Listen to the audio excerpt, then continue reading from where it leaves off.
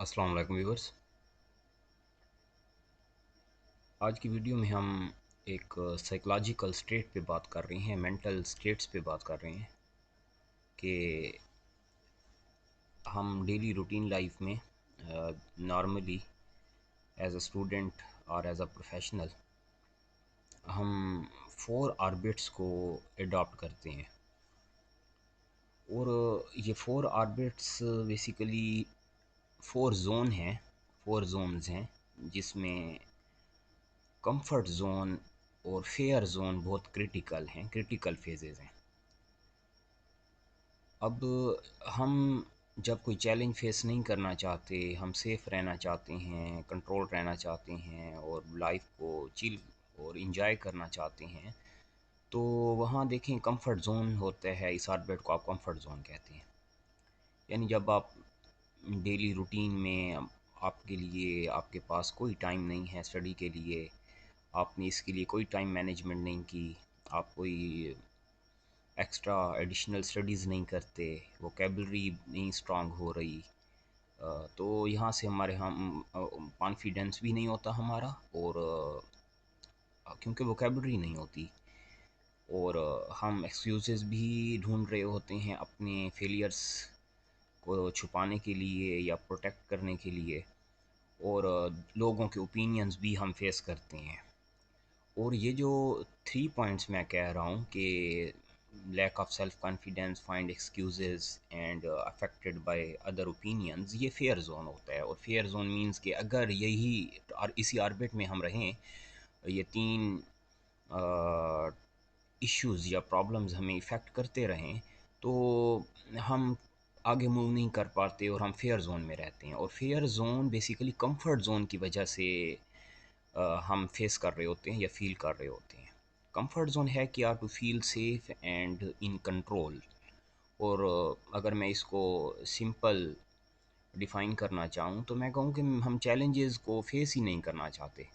और जो काम हम कर रहे हैं, लाइक अगर मैं स्टूडेंट हूँ और मेरा काम है कि जो जिस टास्क को, जिस प्रोजेक्ट्स को मैंने स्टार्ट किया है, तो उसको मैं कंप्लीट ज़रूर करूँ, अच्छे से कंप्लीट करूँ।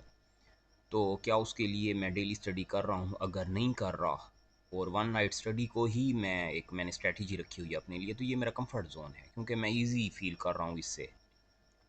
लेकिन यही रूटीन अगर मेरी रहे तो फिर फेयर जोन मेरा स्टार्ट हो जाता है। और फेयर जोन वो टाइम है जब आपके गोल्स और टारगेट्स करीब होते हैं लेकिन अचीवमेंट नहीं होती। मींस के वो ईयर्स जिनको मैं कहूँ कि हमारी स्टडी के, हमारे कंप्लीटिंग फाइनल ईयर्स होते हैं, तो उन ईयर्स में फिर हम एक फेयर जोन स्टार्ट हो जाते हैं, फेयर जोन ऑर्बिट में होते हैं।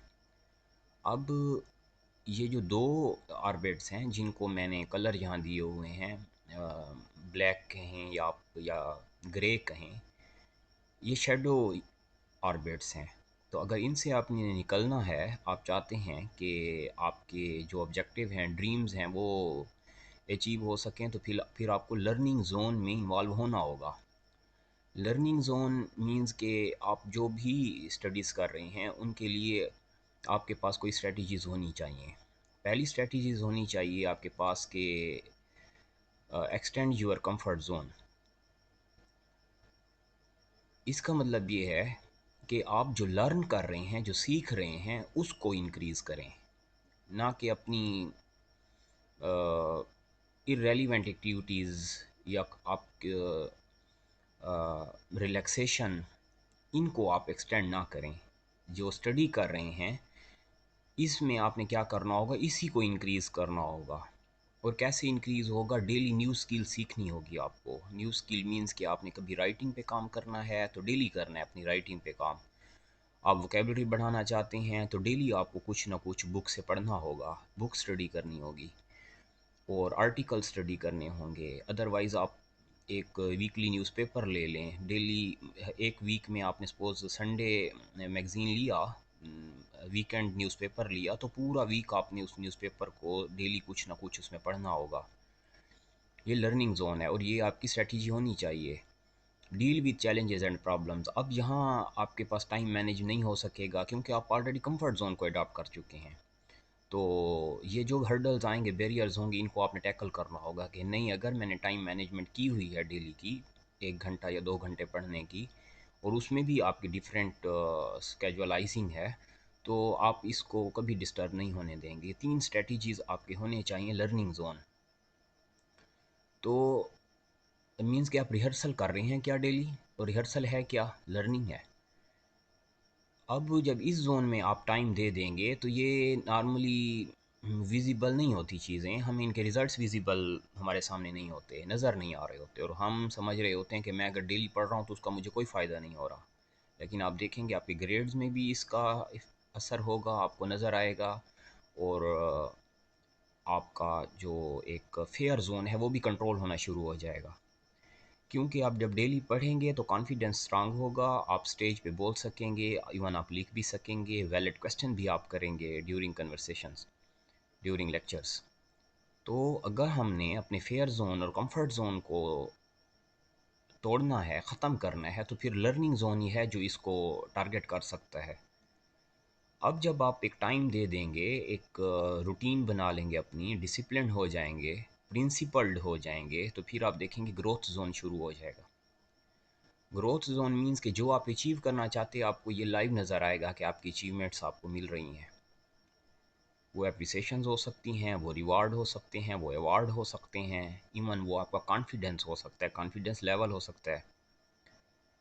یعنی میں کہہ رہا ہوں کہ جب آپ ریلیونٹ کویسچن کرنا شروع کر دیں، آپ سمجھ جائیں کہ آپ لرننگ کر رہے ہیں۔ ارریلیونٹ کویسچن جو ہیں وہ لرننگ کا پارٹ نہیں ہوتے۔ فائنڈ پرپز، اس کے لیے کیا کریں گے، گروتھ میں پہلے آپ اپنا آبجیکٹیو ہونا چاہیے، اور آپ کو مل جائے گا آبجیکٹیو، آپ کو وے مل جائے گا۔ دوسرا point, life dreams. Third, set new goals and conquer objectives. یہ آپ کا گروتھ زون ہوگا، اور گروتھ زون کی بیس کیا ہے، لرننگ زون ہے۔ تو اگر ہم ان 4 آربٹس کو ڈیلی روٹین لائف میں دیکھیں تو کیا ہم کمفرٹ زون میں ہیں؟ کیا کمفرٹ زون اگر ایک لانگ ٹرم تک ہم کمفرٹ زون میں رہے تو اس نے کیا ہمیں فیئر آربٹ میں تو انوالو نہیں کر دیا؟ کیا ہم جمپ ان تو نہیں ہو گئے فیئر زون میں؟ یا کیا ہم لرننگ زون کی 3 اسٹریٹجیز اڈاپٹ کی ہوئی ہیں ہم نے، یعنی ہم اسکل سیکھ رہے ہیں اور اسکلز کو ایکسٹینڈ کر رہے ہیں کیا؟ یعنی ہمارا کمفرٹ زون تو یہی ہونا چاہیے جو لرننگ زون ہے، اس میں ہمیں ایزی فیل ہونا چاہیے، اور پھر آپ دیکھیں کہ لرننگ کے بعد آپ کے گولز بھی سیٹ ہوں گے، آپ آبجیکٹیوز کی طرف بھی جائیں گے، یعنی گولز کی اچیومنٹ کے لیے ہم آبجیکٹیو ڈیزائن کرتے ہیں، اور ایزیلی ہم ایک سکسیسفل پرسن یا ایک اس گروپ کا پارٹ ہوں گے جو سکسیسفل ہے۔ تھینکس فار واچنگ، اللہ حافظ۔